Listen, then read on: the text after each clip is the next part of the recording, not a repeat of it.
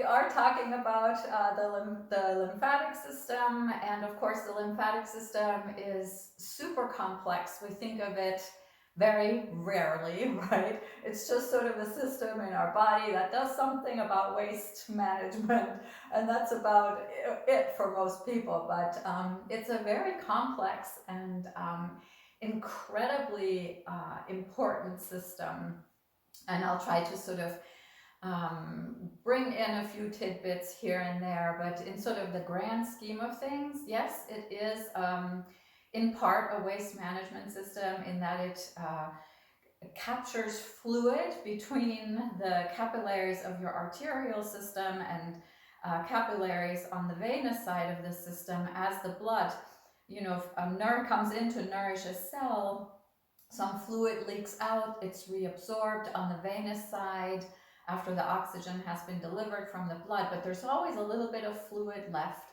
and your lymph system absorbs that little bit of fluid. It adds up to about 3 or 4 liters over the course of a day, so you really don't want that fluid to just accumulate in your tissues. You want it to be brought back into the blood. So the lymph really has a very important role. Even though 85% of the liquid or fluid gets absorbed on the venous side, that leftover 15% can really make a difference, as any one of us who's had edema can attest to, because that's what happens if that fluid isn't picked up by the lymphatic system.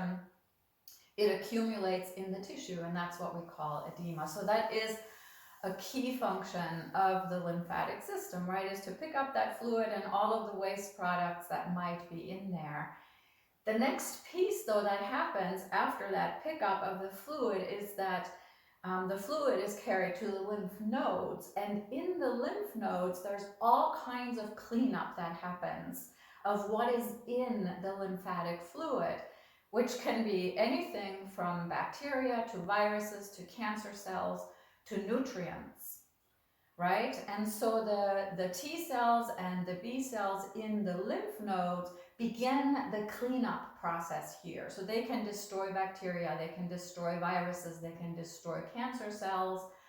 Macrophages come in and they eat this stuff up and basically break it down into tiny little component parts that can't do any harm. So it really is also a screening system and a functional part of your immune system. It really takes care of a lot of potentially harmful substances that circulate through your fluid systems in your body. So it's an incredibly important function. And if it detects a lot of that stuff in the lymphatic fluid, the system can mount a whole system immune response. So it's a system we want to keep really, really healthy. And that's what this month is all about, is to bring the movement into the body and to talk about other things that you can do to keep your lymph flowing. So that's enough of a preamble for now. Let's come into our opening centering. So all the usual things, find your spot however you would like to place yourself, in a comfortable seat, or you could lie down on your back, whatever suits you this morning. Don't decide by habit. Take a moment to sense inward and decide, okay, would I like to sit on a chair, on the floor? Would I like to lie down? And then do what serves you in this moment, not necessarily what you always do. That's always a key part of our yoga, right? Is to transform habit into discernment. Beyond that, I think by now most of you are very capable of making sure that you have a seat that honors the natural curves of the spine as you root through the seat or the back of the body, depending on your position. Lengthen through the spine and start to move inward. And as you begin to move inward, you can make a conscious decision about whether you would like to close your eyes or whether you'd prefer to have them open, perhaps at half mast with a gentle gaze somewhere on the floor ahead of you. It's all up to you, and you know that you can always change your mind. So if you made a decision in this moment that doesn't serve in the next, you get to change your mind. Simply do so with mindful awareness. Make the shift you need to make, and then come back to the centering. And as you move inward, you might also ponder how your hands would like to place themselves. Perhaps noting the relationship of that to your nervous system, where hands down might offer a sense of grounding. Hands up may offer an invitation for inspiration. Hands to the heart might offer introspection.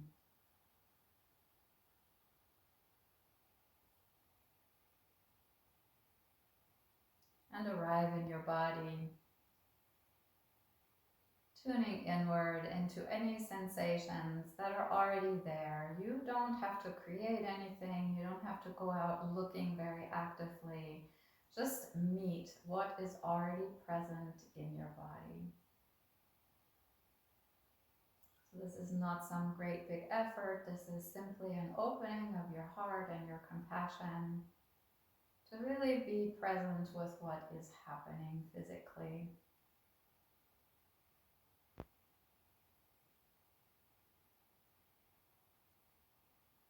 Maybe you can sense the remnants of how well or not so well you slept last night in how your body feels.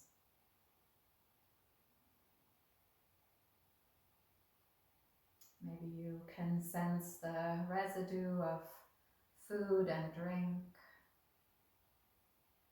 whether you've hydrated your body sufficiently, whether you offered it the nourishment that served it. Meet all of these little realizations without any judgment, with an open heart and a kind curiosity.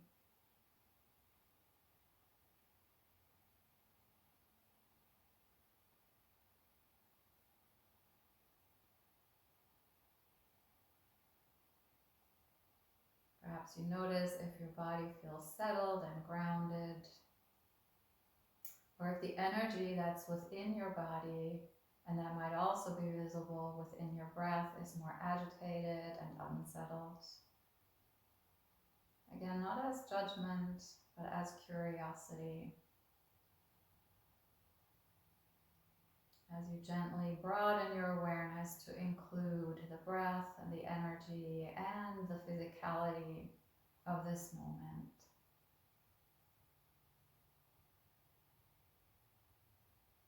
Maybe you notice the kind of energetic pulsation, the kind of vitality that is present for you this morning. Maybe this too in some way links to how you've already moved today, how you hydrated, how you slept.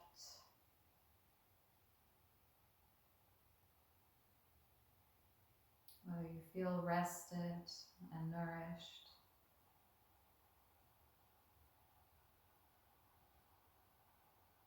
Noticing how energy, how vitality are vibrating and pulsing through you, how they are flowing through you.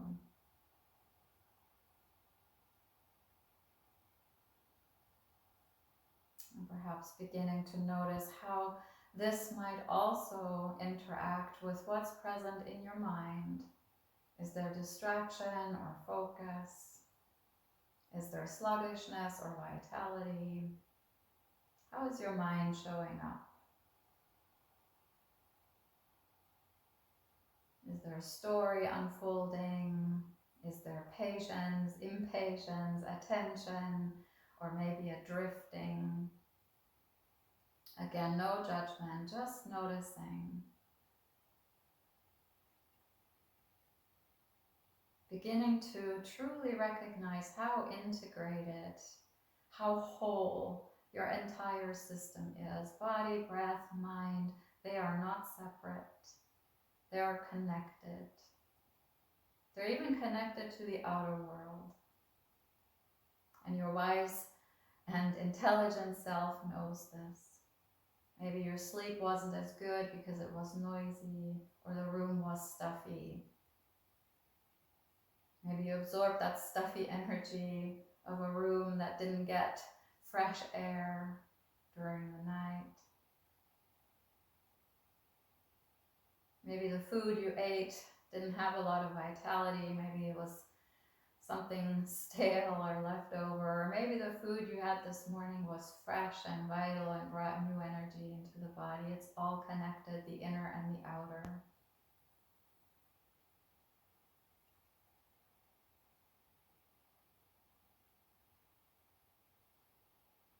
Even our capacity to experience joy, compassion, loving kindness is connected to all of these layers.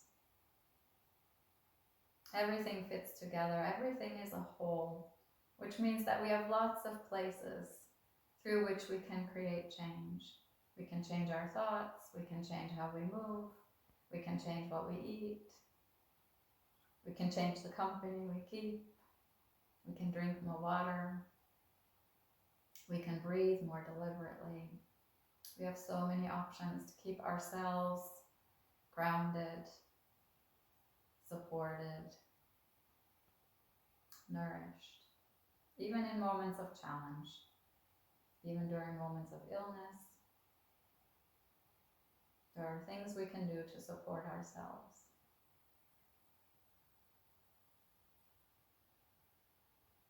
With that message in your heart, perhaps I invite you to bring your hands to your heart, if that serves you in this moment, as you perhaps bow your head to your heart, to note if there is an intention, a quality you would like to cultivate during your time on the mat today. This is not about striving or looking for a particular outcome. This is about bringing something to the mat that seems auspicious, kind, compassionate in this moment. This could show up as a simple phrase, as a word even, or a felt sense that has no words. Or it may just show up as an open space where there's nothing in the moment, but a space that perhaps gets filled later. Whatever it is for you, I invite you to breathe it into your own heart with your next breath in. And perhaps to gently and silently send it outward into your greater web of life with your next breath out.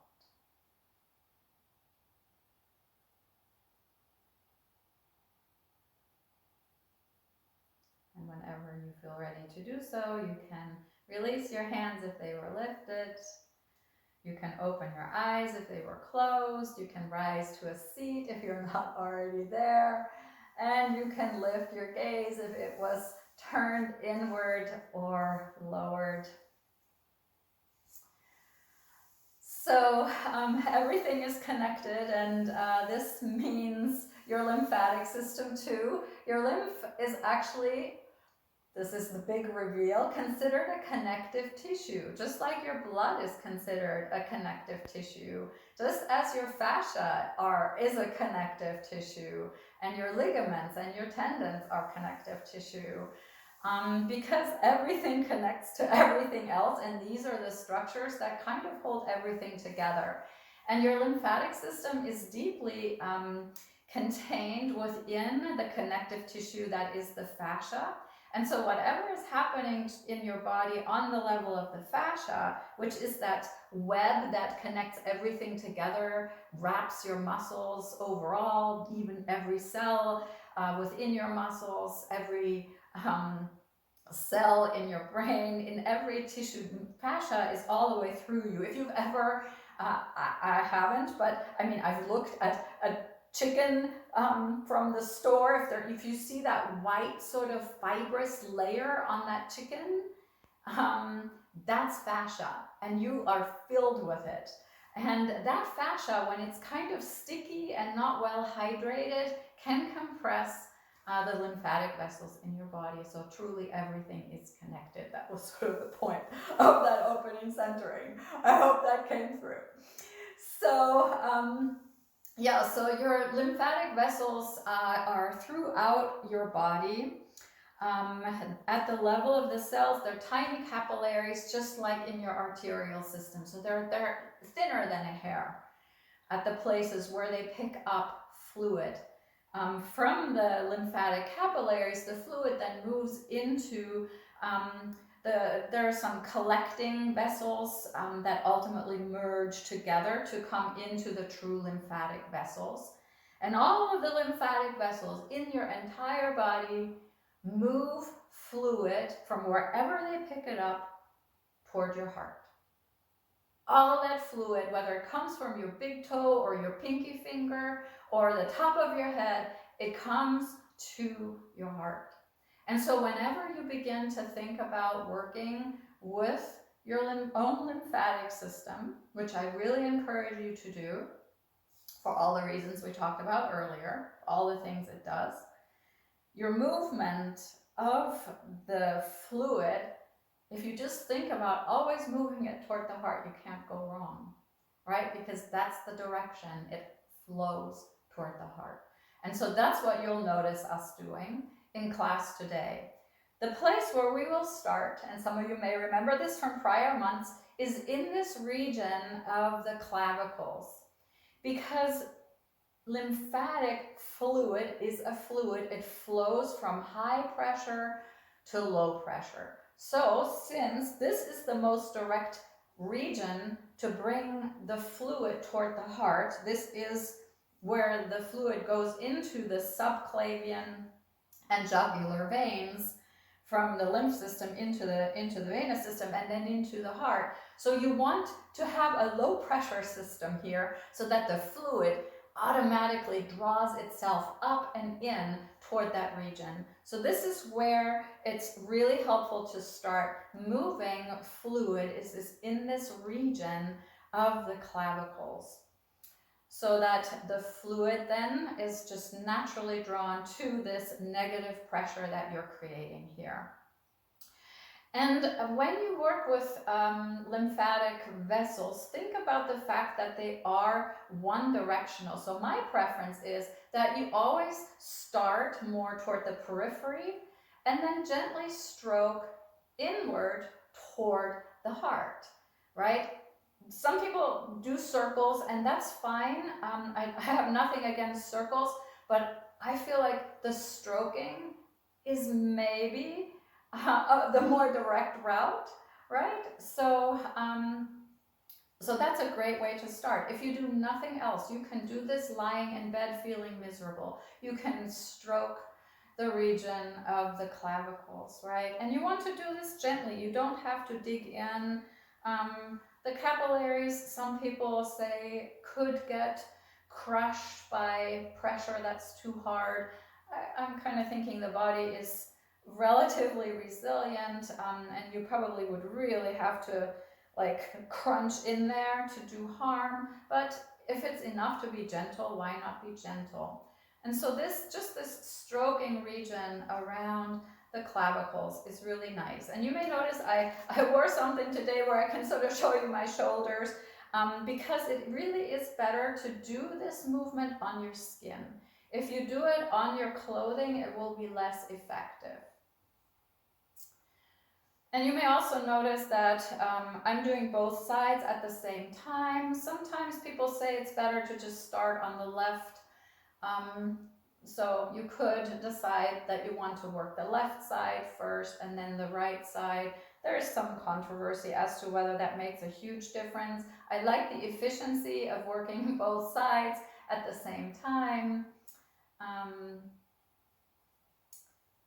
Yeah, and then as you have sort of started to work around the clavicles, you can also begin to bring the hands up along the neck, and I like to use my Spock fingers to bring a couple of fingers in front of the ear, the Vulcan salute, and then a couple of fingers behind the ears to start gently stroking downward, to bring the fluid here through these vessels toward all of the lymph nodes that are in that clavicle region, where ultimately the lymphatic vessels move into the right and left jugular vein and the right and left subclavian veins, and then to the heart. You have quite a few nodes behind your ears. You have quite a few nodes in your neck. You don't really want to massage lymph nodes because this is where a lot of the work happens. You don't want to squeeze the nodes to clear them, because you actually want the fluid to be in the nodes to be cleared and to be worked on. You can also reach around to the back of the neck and begin to stroke downward from behind the ear, but reach all the way to the spine in the back to begin to move fluid. The neck region, the clavicle region, and also the axial region, so your armpit and this region of the chest here, those are all really important for a lot of reasons, especially if you've had breast cancer. You may have had some of the axillary nodes removed. There are also some nodes along the breastbone at the center, where especially if you had your tumor on the inner side of the breast, some drainage may be going into those nodes as well, but more often it's really the axial region that needs a little bit of support. Again, you're stroking along the path of the vessels. You're not massaging the nodes. You're just moving the fluid toward those areas where you know you have a lot of nodes, and where fluid might get kind of backed up a little bit. And then you can always come back to this region of the clavicles to continue to support the flow of the fluid here into the venous system, and then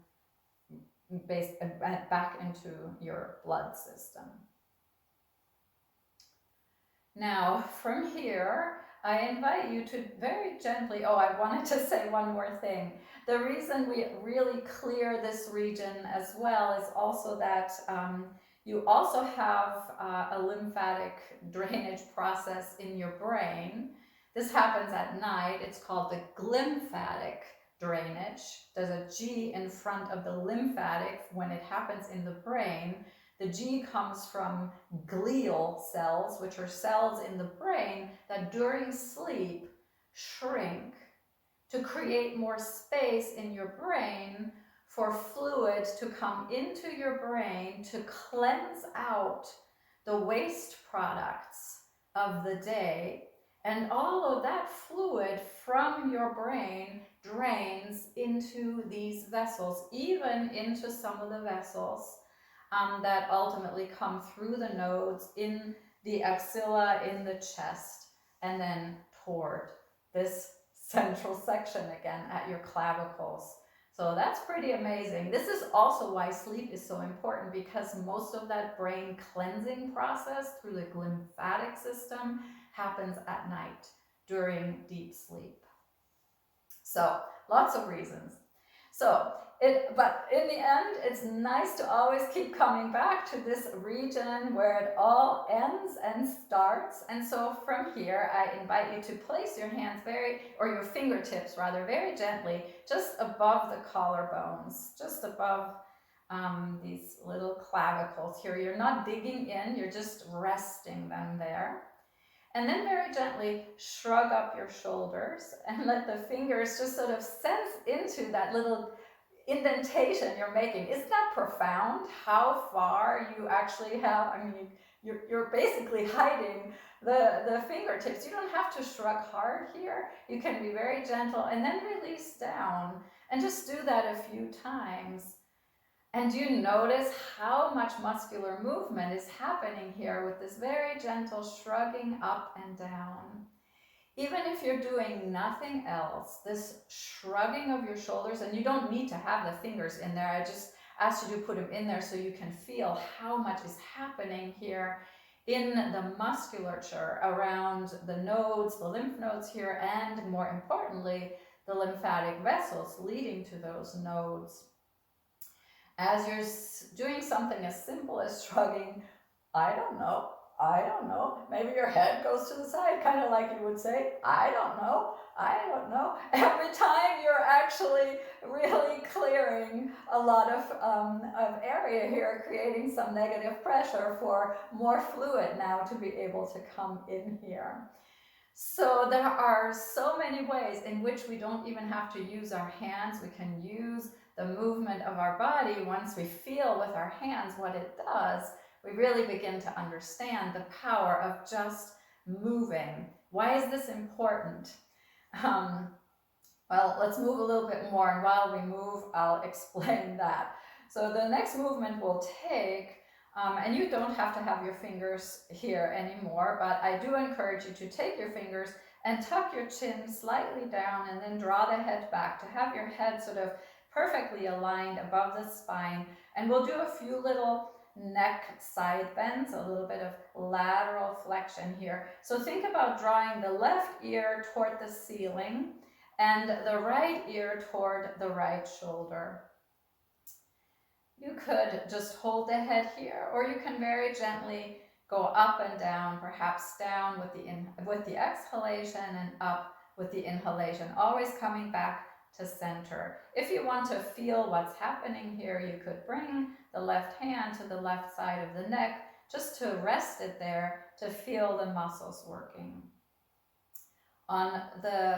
You could do it on both sides, and you'll feel that this area on the left is being stretched, asked to be resilient, and the area on the right is asked to compress. Now, this is happening through muscular action, but the stretching and the compression is also happening in the fascia. And then that is pressing on the lymphatic vessels. Why is this important as we begin to go to the other side? This is important because your lymphatic system, unlike your cardiovascular system, your blood system, doesn't have a pump. It doesn't have a heart that moves the fluid. The only way, or the primary way, through which fluid moves through your lymphatic vessels is through moving the muscles around the vessels. Now, the vessels themselves have tiny, tiny smooth muscles that have like a little bit of a peristaltic action. Peristalsis is also what you have in your esophagus that moves the food along, and in your intestines. But it's not a very active system, and certainly not a pump. And a lot of that fluid has to move against gravity because it has to move up toward the heart. And so moving the muscles around the vessels is what moves that fluid. And so right now you're really just very gently moving your neck, but what you are also doing is moving lymphatic fluid through the region of the neck.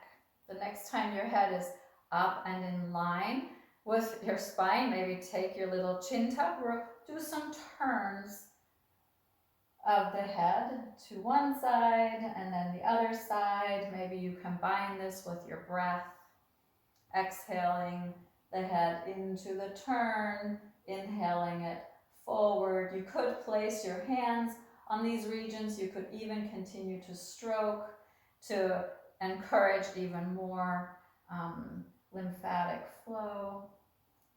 But you don't have to touch if you don't want to, but if you do want to feel where all your muscle action is happening, you could place the hands on these regions of your neck, even into the scalp, and you might notice how much muscular action is unfolding in the neck region, and maybe very clearly let yourself visualize how that muscle action is promoting the flow of lymphatic fluid down from your scalp, through your face, your neck, through that clavicle region, to be then dumped into the jugular vein and the subclavian vein on the right and the left. All of that just by moving your head side to side. And then you can come to stillness again. And then I invite you to drop your chin slightly forward, but still drawing the head kind of back. So this sounds like I'm asking for two different things, but all I'm really asking you to do is not to dump the head and let it hang, but you're dropping the chin toward the chest, and then you have some muscular engagement. Like if you were to bring your hands behind you, you could press the head into your hands. In fact, you could just do that. And then you'll feel a lot of engagement. And then you could draw a little necklace with your chin from the center to the right, back to the center, and then to the left. And you might feel all of a sudden a lot of movement in the back of the neck. You could place your hands there and then really imagine all of the lymphatic fluid draining now from the back of the scalp through the back of the neck toward the lymph nodes under your arms and around those clavicles, ultimately to return to the bloodstream.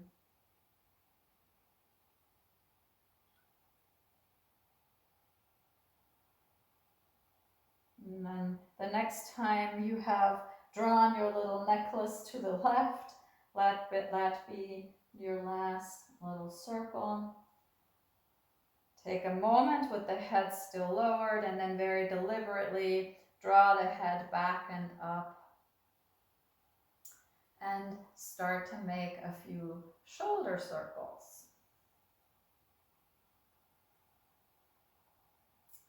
So now you are continuing to move that entire neck region, the clavicle region, but you're also starting to really move the region around the chest, the axilla, the upper arms. Why is this important? Well, we want to move fluid from the periphery toward the heart, right? And this begins to do that through the arms. We've created negative pressure here. There's no doubt about it. You've stroked, you've possibly tapped. That's another option that I didn't talk about today, but we've talked about before. So fluid is ready to move now. So now you may be thinking, okay, we're starting to move the arms, but the arms are below my heart. Why is gravity not taking that fluid down as I move here? Well, your lymphatic vessels are unidirectional. The fluid can only flow toward the heart. And how is that possible? There are little valves in that system. So once fluid moves and it has started to move up, it can't go back. And because you've created negative pressure here, the fluid is drawn toward that region. And there's always more fluid coming in behind. So that cycle then can continue, and the little valves in the lymphatic system are beautiful in that they prevent backflow. So you have backflow valves all over your lymphatic system. You don't just have backflow valves at your house, you also have them in your lymphatic vessels, right? So, and you can begin to move a little bit more here, maybe getting some elbow action as well, because you have anywhere between somewhere around 600 to 800 lymph nodes in your body, but you have clusters. You don't have any big clusters in your arms. So the fluid really doesn't, you have lymph nodes in your arms, just not the kinds of clusters that you have in other areas. So you really want to move lymphatic fluid all the way in. So moving the arms is great, especially around the elbows. You could also start to move your wrists. Yep, I see you guys doing that very naturally. You could even start to move your fingers. So all this beautiful shaking and wiggling that we do in yoga, all the work you do with your hands, your wrists, your elbows, it all moves lymphatic fluid, and it all supports this unidirectional flow ultimately toward the heart. Now you can also use stroking. So you could take the opposite hand and very gently stroke along the length of your arm. You could even start with your fingertips. And sometimes I even specifically say you can, well, I guess not just sometimes, but I'll do it right now. You can take your finger of the opposite hand and you can gently stroke down each individual finger of the other hand. If you turn so that you can see the back of your hand with your eyes, you might see sort of the lines of the carpal bones in your fingers and hands. You could take the opposite hand and literally stroke through those little grooves. This is where sometimes fluid gets stuck if you're a hiker or a walker and you get a little bit of edema. Have you ever had like sausage fingers? That's what I call them, right? It could be because you have some fluid stuck in your hands. And so this can be very, very helpful. But guess what? If you just do this on the trail and you don't first do a little bit of movement up here, which we have done already, so we can do this. Sometimes you do this on the trail and you say, nothing's happening. I'm shaking my arms, but the fluid is stuck. Well, you need to work here first. You create the negative pressure. And then when you do this sort of stuff, all of a sudden things start to flow, right? So at least I'm a big believer in that order. There are some people who say it doesn't make a difference. I'm not of that ilk. So, I figure, well, why not? What's so hard about doing a few shoulder circles and a little bit of neck movement, maybe a little bit of stroking, if that potentially clears. Yes, and I just saw one of you do this in your face. Absolutely, you have lymph fluid in your face too. You can stroke in your face. Now I'm getting a little bit distracted, but you can absolutely work with baggy eyes if you had a hard night, not a lot of good sleep, and you have a little bit of fluid retention, puffy eyes, whatever. Very gentle stroking through the face can be very, very helpful as well. Lots of little movements in the fingers, right? Movements in the elbows.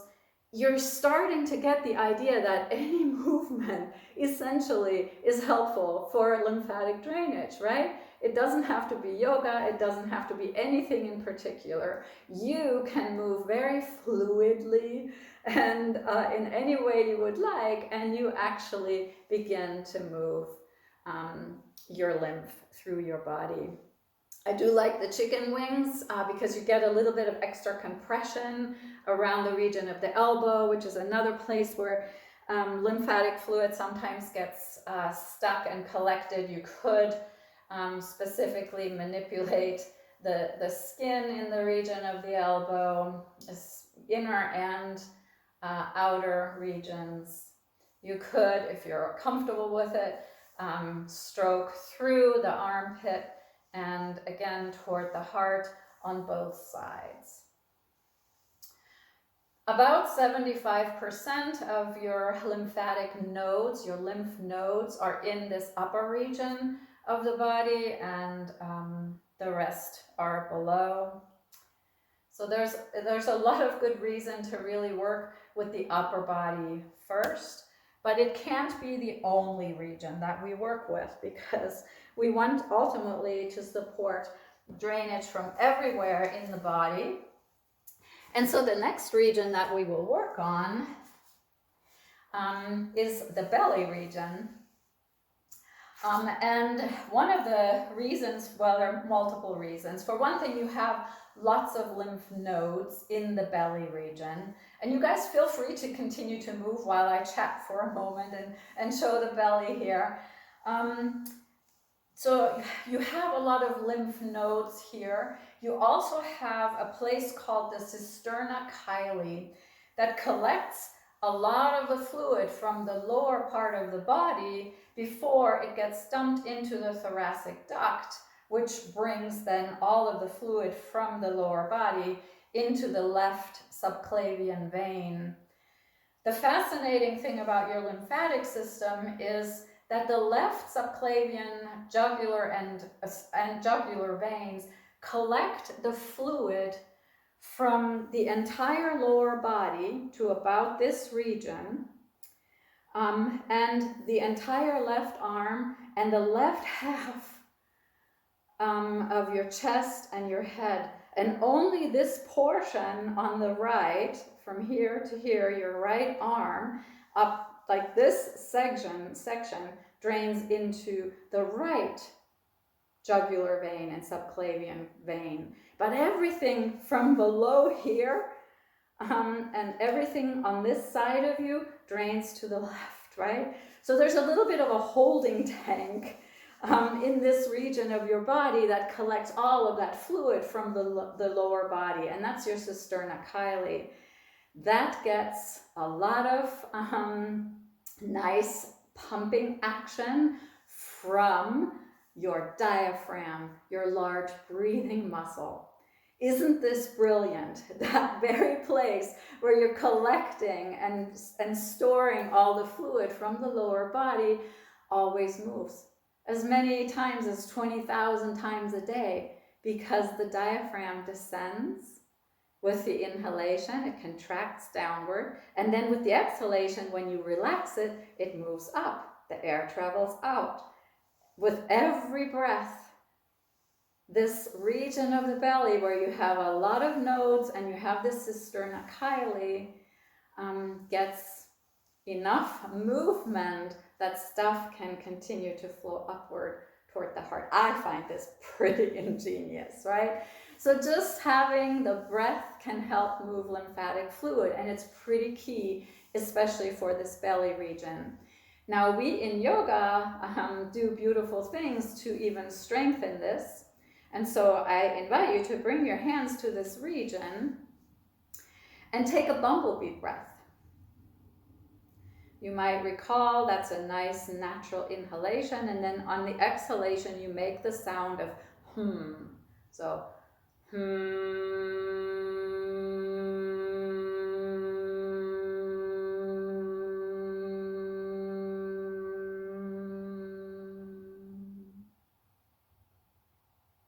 and maybe at the end of that long exhalation, you hold for a moment. If you were able to have your hands there, you might have felt that you increased the contraction inward, the drawing inward, I should say, of the low rib basket. Sometimes we say the navel's drawing inward with the exhalation, and you just did a little bit of extra work here to bring movement into that region. Now, you don't want to bring that high into the chest. You know, it's a diaphragmatic breath, so you really rely on the movement in the midriff. You'll feel your low ribs moving outward and upward a tiny bit as you inhale, and then downward and inward as you exhale. The diaphragm works a little bit like a jellyfish. So it draws down on the inhalation as it contracts, and then it hits your organs. It can't go down anymore, but it's still contracting. And because that contraction continues, and because of the way the diaphragm is anchored to your body, that then splays your low ribs out to make more room for air to move into the lungs. Then when you exhale and the diaphragm relaxes, those low ribs move back down and in, and then the diaphragm, that jellyfish, comes back. Then if you do a bumblebee and you bring a little extra compression, then you're actually working your abdominal muscles to compress this region where you have all of these lymph nodes. So it's a pretty great thing to just do bumblebee breathing. You could also do more forceful exhalations. You could have your hands here and do like just blow out your exhalation pretty forcefully, like we do in Breath of Joy. or in Kapalabhati is another breath that we do. Anyway, but the other thing that we do a lot of in yoga that really helps move this region is rotations. And so if you remember the knocking on the doors of life, for example, where we move kind of like this, we tap at the region of the clavicles with our hand. Just guess, isn't that something that we tap the very place where we want to create negative pressure? And then we tap in the back in the region of the kidneys and really more directly the adrenal glands, which supposedly is also stimulating the adrenal glands. We are doing a lot here to support lymphatic flow through the entire middle portion of our body by a movement that we do so often in yoga. Even just when we do our regular sort of 6 movements of the spine, we tend to do this, and you may notice that that rotation can go all the way up the spine into the neck, where you bring a little bit of extra rotation into the neck. You are moving your arms here, right? In fact, you're kind of bringing your fingers, depending on how high you tap in the front, above the level of the heart. So yoga has all kinds of really beautiful lymphatic work just naturally as part of the practice. You don't even have to think about it. But I actually love teaching lymphatics, because if you now add the visualization here, I think that's incredibly powerful. So just keep imagining fluid draining toward the heart here as you move. If you would like to begin to slow this down, you can slow this down. Maybe let the arms swing for a moment. And then if you think about the 6 movements of the spine and the lateral flexion that we often do, you could do this for a moment and now really think about, okay, what all or where all are you bringing some muscular action? Where are you moving fascia around those little vessels, or some larger vessels? It's not just the capillaries, to move lymphatic fluid. So you have these nice fluid movements in yoga, and maybe they're not just fluid in terms of how the muscles move, right? It's lovely that we call this fluidity in movement, but you are actually moving fluid through fluid movement. Sorry, I amuse myself with these little language things, but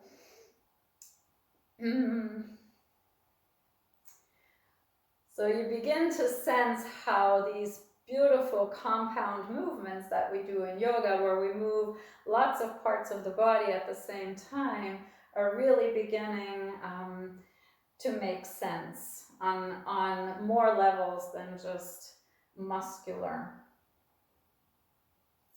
One thing you also might begin to notice as you are moving side to side is that there's a little bit of movement now in the region of the groins, which is another place where you have lots of lymph nodes. I'm going to stand up, and you could too if you're not already. You have lymph nodes in this inguinal region of your body. So this is your groin region around the hip joint. And maybe by now you have noticed that, oh, these collections of lymph nodes tend to be around major joints or areas that we naturally move a lot. I don't think that's a coincidence, right? So every time you walk, every time you sit down, every time you squat, you are moving this region right here where there is a large collection of lymph nodes. So when we do things like our yoga squats, if you want to do a few, you could do this with a chair. I forgot to grab my chair today, but you could be seated on your chair. And if you were here when we did this, remember there was that movement forward and up from the chair, you're beginning to notice how, oh wow, that really moves that region around the inguinal nodes now, moving fluid into and out of those nodes. That's the thing to understand about the lymph nodes. They have vessels coming in, often multiple vessels coming in, and then they have a vessel going out that takes the fluid that came in from other places after it's been cleansed toward the heart. You can continue to think about your cisterna chyli here as you're doing your squats. If you've had enough of the squats, you can stand up, and we'll do some other hip movements. And then, from here you are breathing, so you're continuing to move that fluid up. Other ways in which to move fluid through the legs and into the upper body are hip circles. You could have your hand on the wall here or on the top of a chair. But this is also a great movement for balance, right? So you're also working your vestibular system. You could change direction of your circles on one side. You can also switch sides sooner than I'm showing if you want to switch sides. And continue to really imagine here the flow. If you haven't switched sides yet, go ahead. The flow of lymphatic fluid. And really enjoy the cleansing that's happening with every move you make. More fluid comes into the nodes. In the nodes, that fluid is cleansed of bacteria, viruses, cancer cells. Amazing. The other thing you're doing is transporting nutrients, especially fat-soluble nutrients, travel through the lymphatic system and then into the bloodstream, and then from there they're distributed. So certain vitamins really rely on the lymphatic system to make it into the bloodstream.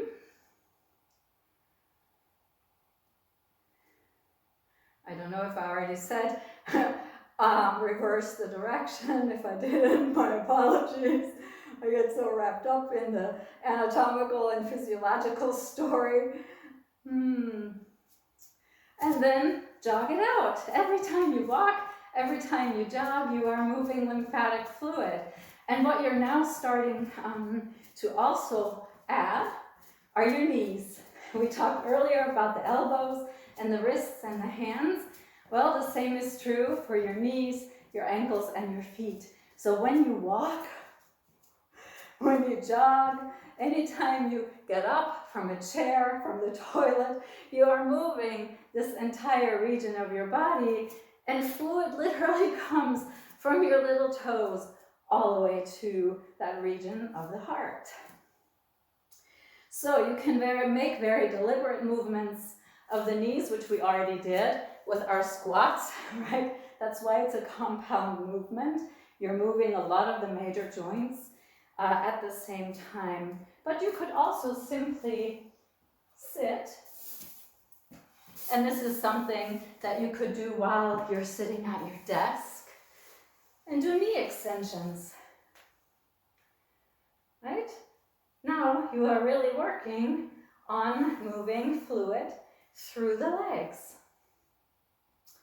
The lymph nodes behind the knee are called your popliteal lymph nodes.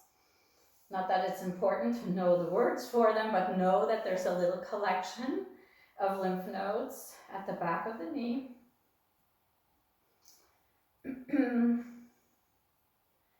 And they receive all the fluid from your toes, your lower leg. So all that fluid from the lower leg is filtered in the popliteal lymph nodes, and then each node has a vessel that then releases that fluid to go to inguinal nodes and ultimately to the belly region. Now, the interesting thing about the leg, if you want to work with the leg manually, is that there are very few lymphatic vessels above the level of the knee in the back of the leg. So if you work manually, you can stroke the front and back of the leg very gently, but you need to stroke it toward the back of the knee because that's where the nodes are. And then you need to stroke to the top of the leg toward the groin, okay? So both sides or all sides of the leg, then to the back of the knee, and then to the top of the leg to the lymph nodes here. So also when you imagine lymphatic flow in your mind, which I think is a great exercise, imagine it like that, right? Flowing through, then that fluid is filtered at the back of the knee, and then the major flow of your lymphatic vessels happens at the top of the leg because it has to collect into these inguinal nodes in the front body, right? And then from there into the region of the belly. So you could stroke up from there. And you want to repeat this for the other leg. In fact, we need to do our knee extensions on the other leg, and then we can do a little bit more stroking of the leg. But same idea, of course, on the other leg. And then, of course, finally, well, actually, after the knee extensions, if you did do the stroking on the right leg, you can do it here. Bring everything up from below. Move it toward those popliteal nodes. Don't massage the nodes themselves, but bring the fluid there. And then imagine those little vessels leaving the nodes at the level of the back of the knee and help that fluid move toward the inguinal nodes in the groin region.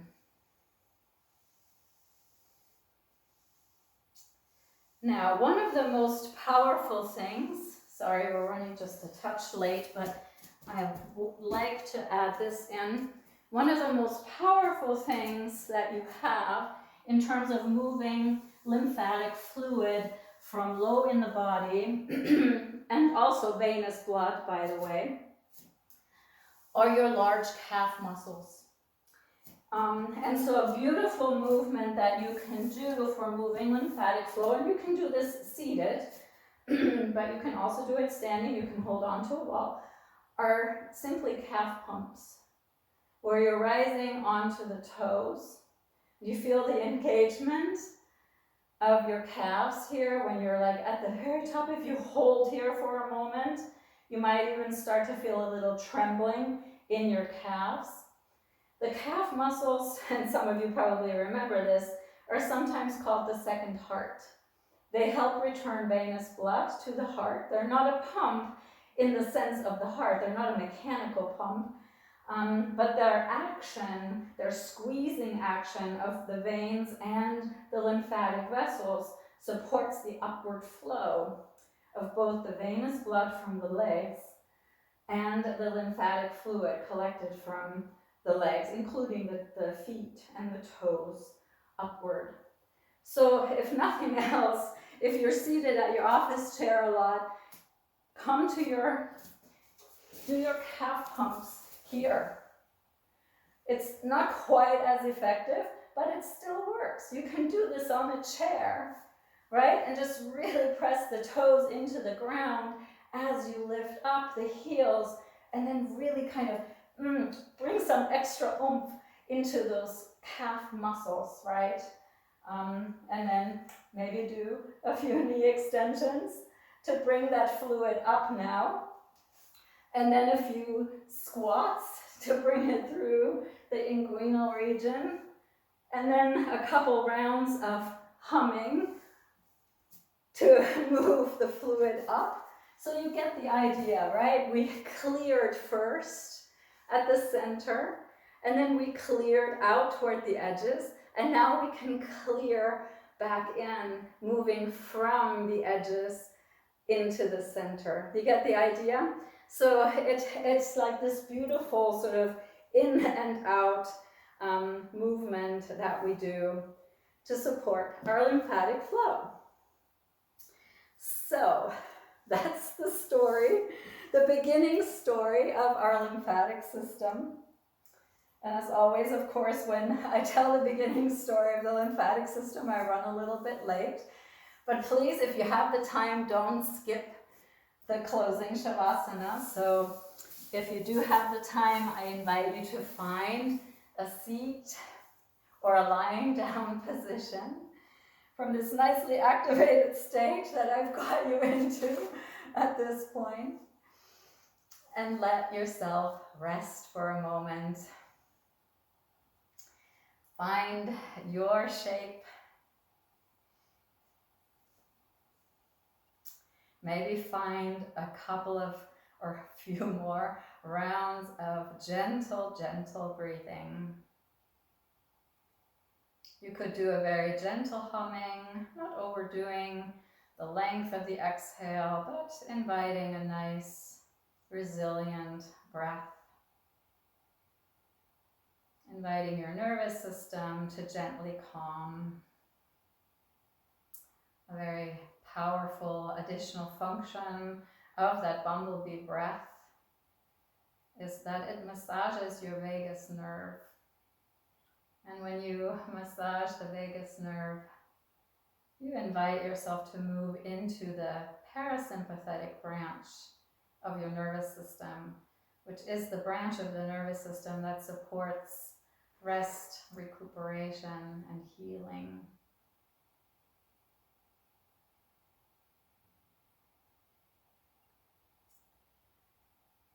And perhaps notice if your eyes would like to close, if your hands would like to move into a particular resting position. As you take a moment to once again scan into your physical being, perhaps just as a quick check-in, or perhaps as a noting whether the physicality of you feels any differently now, just an hour later, than it did before. Not expecting a change, but also not missing it if it did occur. And then invite your body to release and let be to the best of its ability in this moment. Perhaps surrendering it to the power of gravity. Take a moment to check in with your vitality, your breath, your energy. Not expecting a change, but also not missing any subtle shifts that may have occurred here. And then invite the breath to find a sense of ease, a sense of subtlety and gentleness. Perhaps surrendering the flow of the breath to the flow of life force, of prana that moves through all of us. And then gently check in with your mind, noticing if anything shifted here.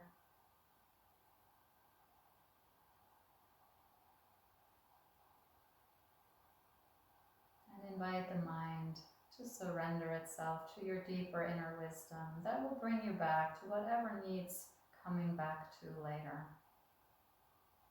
As you move into about a minute of silence until my voice brings you back.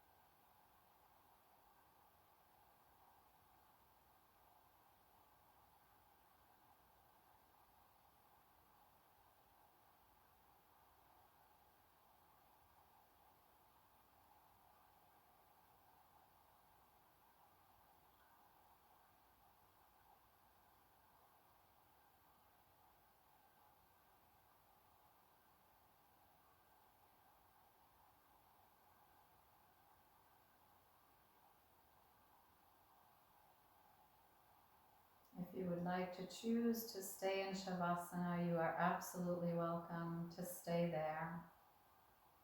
Otherwise, I invite you to reawaken your senses to your inner and outer world,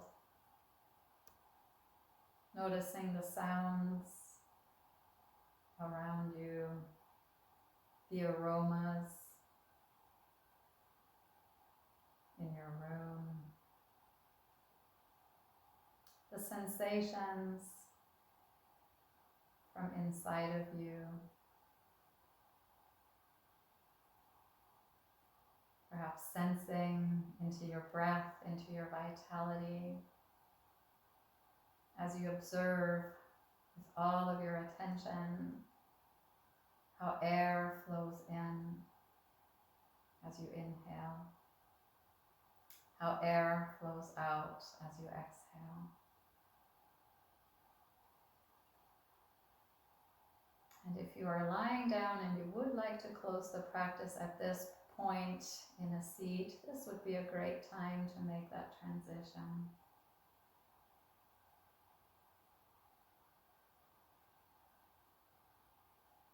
If you're already in a seat, perhaps this is a time when you draw your hands to your heart and bow your head to your heart. And take a moment to tune in. Take a moment to notice if there is a takeaway from class today. Something meaningful, something interesting, something important. Even something you never want to do again. Whatever it is, and in whatever way is appropriate, perhaps invite that to settle into your tissues, into your nervous system, into your memory banks.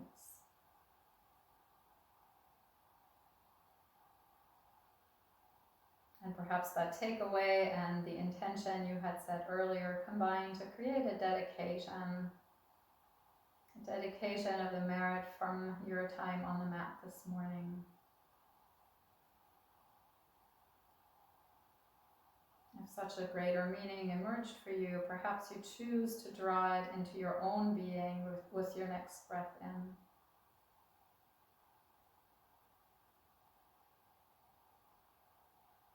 And perhaps you choose to silently send it outward into the greater web of life with your next breath out.